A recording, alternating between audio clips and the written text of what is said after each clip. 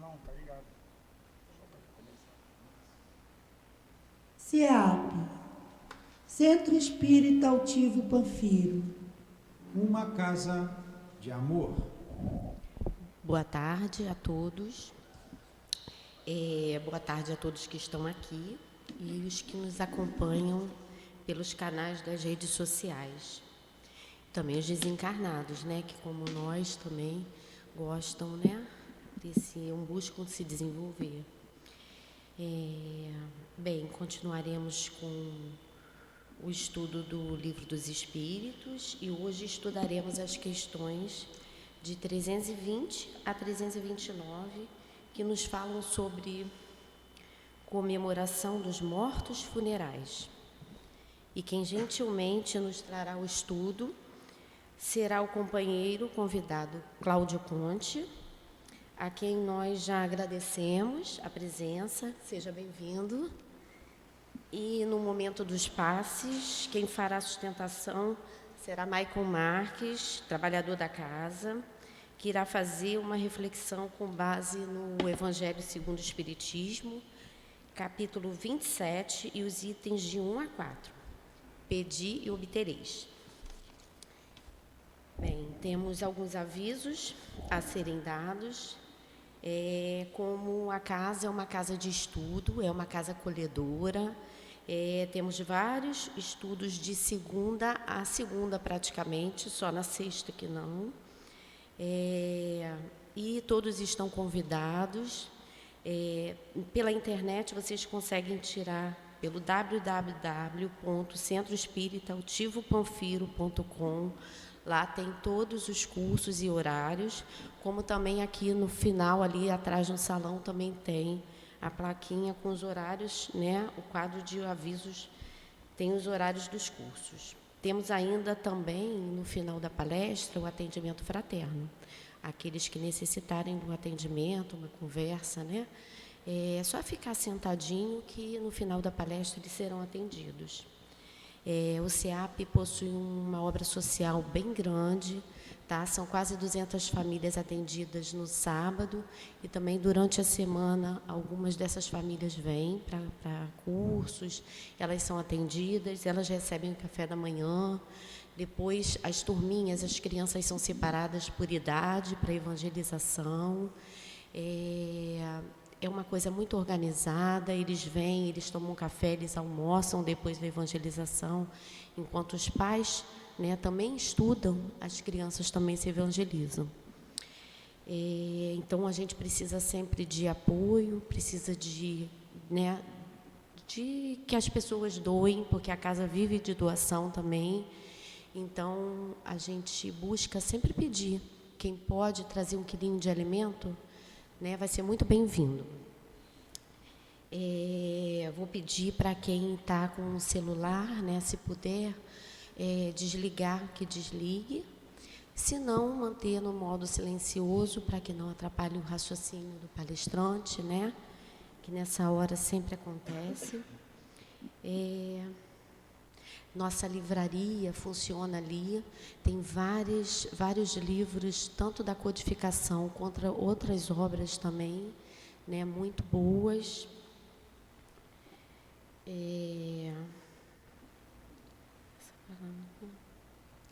É isso. Agora eu vou fazer a leitura, né, da página que o companheiro vai aqui falar no momento dos passes, do capítulo 27, Pedi e obtereis. São de 1 a 4, as qualidades da prece. E quando orardes, não os assemelheis aos hipócritas, que gostam de orar ficando de pé nas sinagogas e nas esquinas das ruas, para serem vistos pelos homens. Em verdade vos digo que eles já receberam a sua recompensa. Vós, porém, quando quiserdes orar, entrai no vosso quarto e, fechada a porta, orai a vosso Pai em segredo. E vosso Pai, que vê o que se passa em segredo, vos dará a recompensa.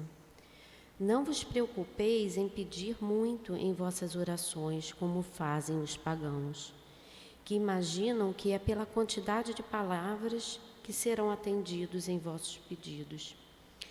Não vos torneis, pois, semelhantes a eles, porque vosso Pai sabe do que tendes necessidade antes que o peçais. Mateus, capítulo 6, versículos 5 a 8.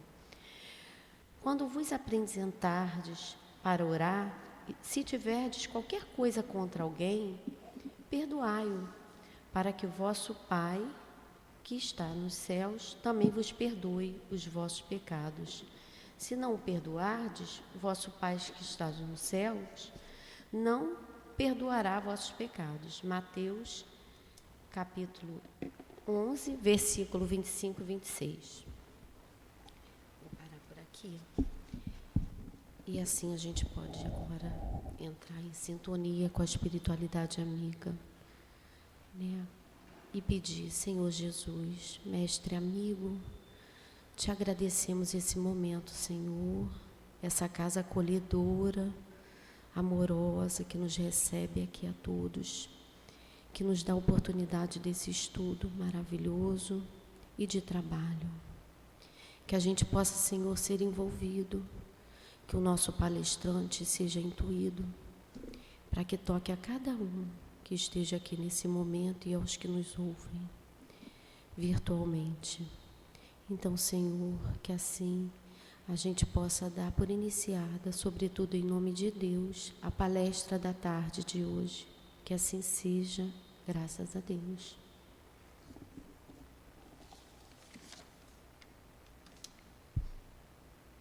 Agora eu vou só ler uma passagem pequena, né, um item, para que o nosso palestrante possa ter mais tempo. Ele vai falar sobre a comemoração dos mortos funerais. A questão que eu vou falar é 320. Os espíritos são sensíveis à lembrança daqueles que amaram na terra? Muito mais do que podeis supor. Se não são felizes, essa lembrança lhes aumenta a felicidade. Se são infelizes, representa para eles um alívio. E agora a gente vai passar a palavra para que o nosso palestrante possa discorrer aqui para a gente. Boa tarde a todos. Antes de iniciar, gostaria de parabenizar a casa pela excelente sede, que está muito bonita, é a primeira vez que eu venho aqui, né? Conhecia do outro, tá bom? Então, parabéns a todos pelo trabalho. Então, como já foi dito, nós falaremos sobre os mortos funerais, então temos que falar sobre mortos.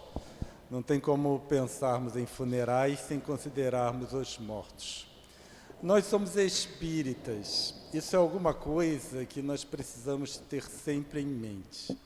Porque o fato de nós sermos espíritas nos leva a ter posturas e comportamentos diante de certas situações, de forma adequada.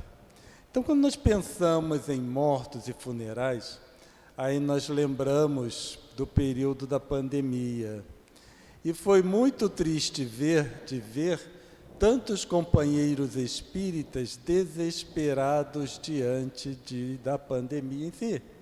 Porque o máximo que podia acontecer era o corpo físico perecer, certo? E aí nós nos perguntamos, durante os quase 2 anos, onde fica todo o ensinamento? Nós viemos a casas espíritas, nós ouvimos palestras, nós estudamos. A companheira falou que aqui quase todos os dias tem estudos, com exceção da sexta-feira, né? Com exceção da sexta-feira, essa aqui é uma casa, nós temos tantas casas espíritas. E onde está a nossa tranquilidade diante das dificuldades? Então, nós começamos a perceber que nós, enquanto movimento espírita, nós estamos falhando em algumas coisas, em algumas questões, alguns pontos fundamentais no esclarecimento daqueles que buscam uma casa espírita. Uma coisa que me chamou a atenção nos últimos tempos é que muitas casas que eu ia fazer palestra pediam uma palestra consoladora. Não foi o caso aqui, não. E aí eu me pergunto, o que é uma palestra consoladora? Certo? Já que nós somos espíritas e a finalidade do espiritismo é o esclarecimento. Então, qual é a finalidade do espiritismo? Consolar ou esclarecer? Porque o consolo espírita, ele é decorrente do esclarecimento. É isso que nós precisamos ter em mente. Quando nós falamos o espiritismo é uma doutrina consoladora, é o entendimento que consola, é o ensinamento que consola. Tá? Então, nós precisamos primar pelo ensinamento. É claro que muitos aportam aqui com problemas pessoais, problemas particulares, que precisam realmente de uma fala amiga. Aí também que eu fico prestando atenção, né, na introdução, e a colega mesmo falou, tem um atendimento fraterno depois do estudo.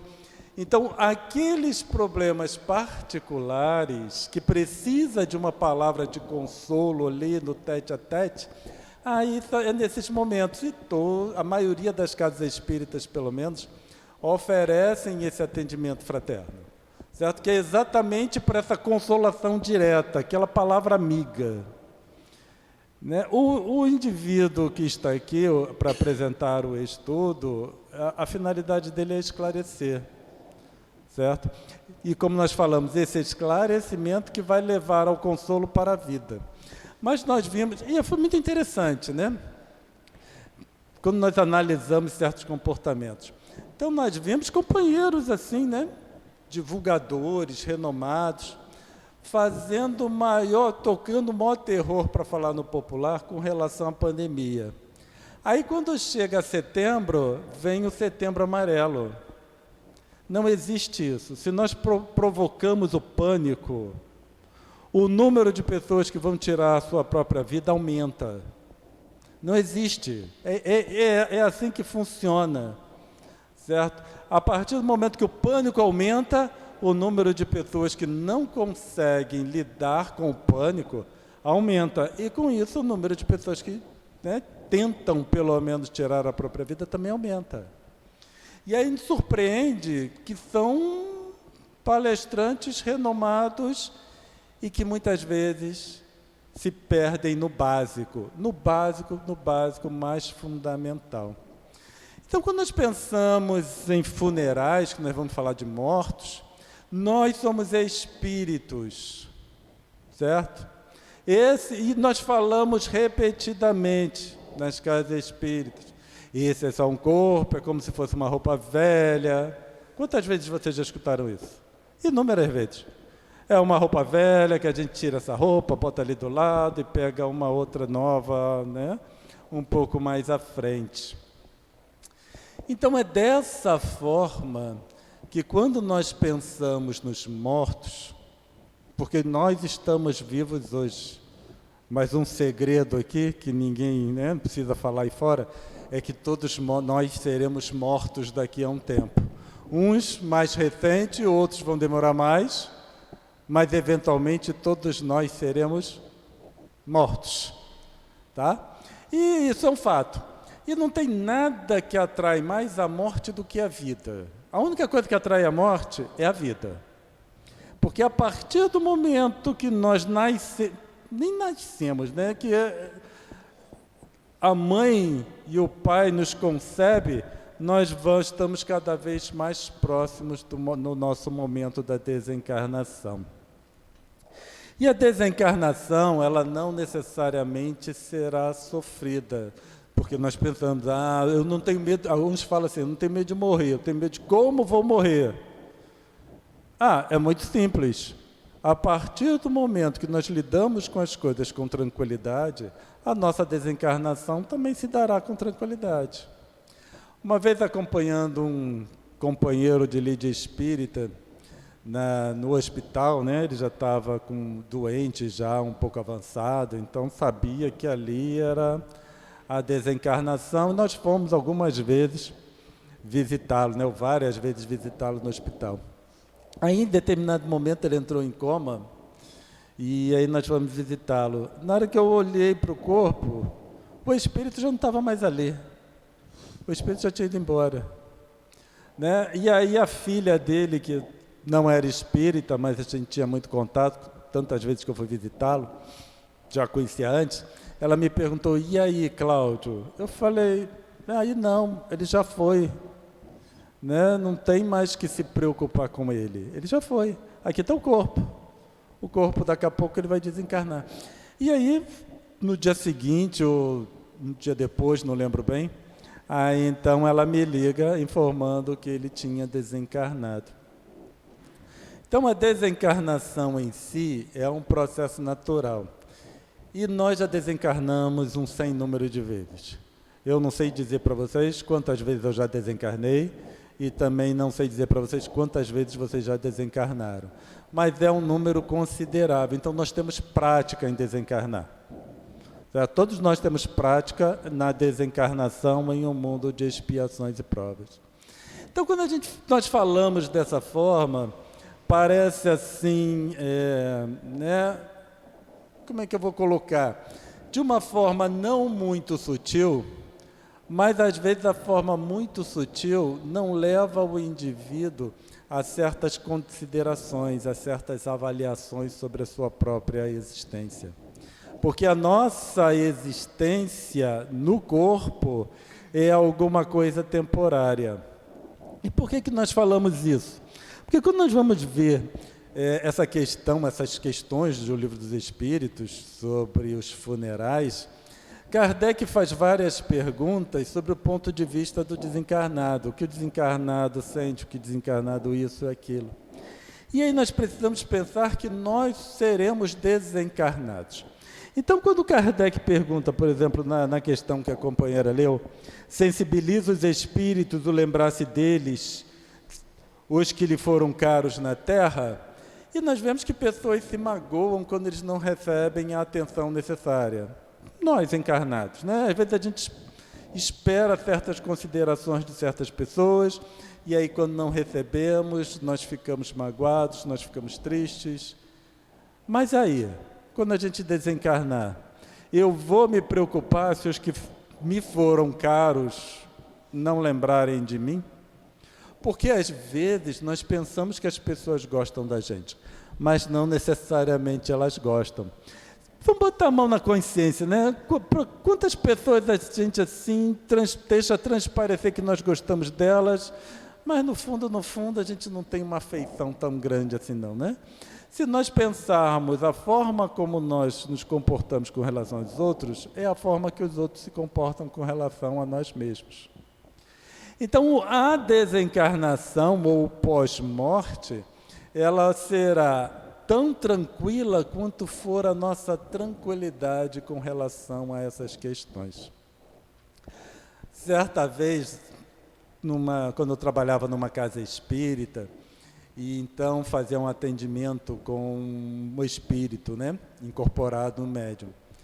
E aí tinha uma companheira que estava doente, e aí ela veio conversar com o mentor, e ela estava com muito medo, né? E aí o mentor perguntou para ela, qual a pior coisa que pode te acontecer? Aí ela falou, morrer, porque nós consideramos que a morte é a pior coisa que pode acontecer conosco. Aí ele falou assim, não se preocupa, porque se você morrer, a gente faz uma festa para você do lado de cá, quando você chegar. Né? Então, essa é a nossa visão. A morte para nós isso é interessante, né? Para nós espíritas.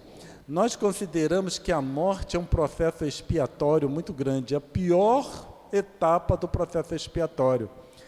E aí, por que a morte é um processo expiatório? Né? Nós já paramos para pensar nisso? Por que eu considero a morte um processo expiatório? A morte não é um processo expiatório. A morte não é uma expiação. A morte não é a pior coisa que pode nos acontecer.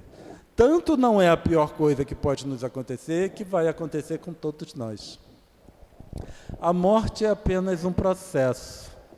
E esse processo, ele pode ser, como nós já falamos, tão tranquilo quanto tranquila for a nossa postura durante a nossa existência enquanto encarnados. E aí, na resposta, Kardec pergunta com relação aos espíritos, se são sensibilizados pela lembrança. E os espíritos respondem, muito mais do que podeis supor. Se são felizes, esse fato lhes aumenta a felicidade. Se são desgraçados, serve-lhes de lenitivo. Então, nós vemos que a resposta dos espíritos corresponde a como o espírito desencarnado vai receber aquela lembrança.